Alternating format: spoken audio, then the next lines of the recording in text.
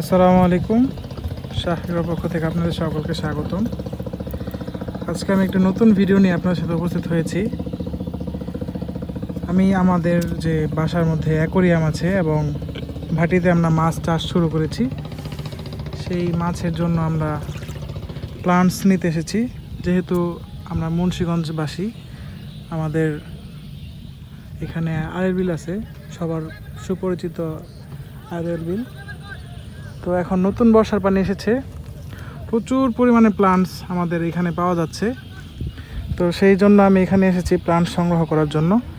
আমি কিছু প্লান্টস সংগ্রহ করেছি, আমি দেখাই। এই যে প্লান্টসগুলোর নাম আমি সঠিক জানি না, তাই নাম বলতে পারতেছি না, বাট এগুলো খুব সুন্দর প্লান্টস। অনলাইনে এগুলো খুব উচ্চ মূল্যে বিক্রি হয়। আমি আরও নিয়েছি, এই যে এটা সম্ভবত কস্তুরী, এটা না হয় জানি, আমাদের এখানে কস্তুরী বলে। তারপরে এখানে আছে অনেক সুন্দর সুন্দর প্লান্টস, এগুলো আমি আমার অ্যাকোরিয়ামে দিব।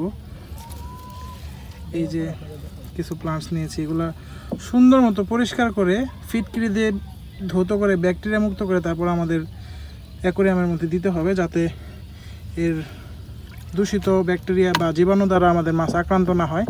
সেজন্য সুন্দর মতো ফিটকিরিতে ধুয়ে দিতে হবে। আপনারা যদি বিল অথবা চকে থেকে এরকম প্লান্টস সংগ্রহ করেন, তাহলে অবশ্যই ফিটকিরির পানি দিয়ে ধুয়ে তারপর অ্যাকোরিয়ামে দিবেন। এখানে আরও সুন্দর সুন্দর প্লান্টস আছে, আমি নিব। ভিডিওতে তো দেখানোর সময় নেওয়া যায় না, তাই আমি সংগ্রহ করে পরে আবার আপনাদের দেখিয়ে দেবো ইনশাল্লাহ।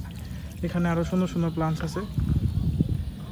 আমি গাপ্পি, আমার যেহেতু অ্যাকোরিয়ামের মধ্যে আমার ভাটিতে গাপ্পি মাছে বাচ্চা দিচ্ছে, এর জন্য আমার প্লান্টসের প্রয়োজন, নয়তো বাচ্চাগুলো হাইডিং প্লেস পাবে না। আমি আপনাকে একটু দেখাই এই প্লান্টসটা পানিতে দিয়ে কত সুন্দর লাগে পানিতে দিলে।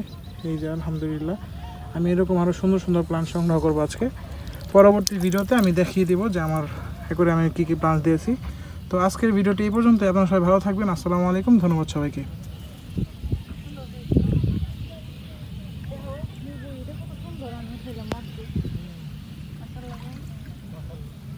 ডাইরেক্ট মাটির লগে লাগাই দিতে ভাবি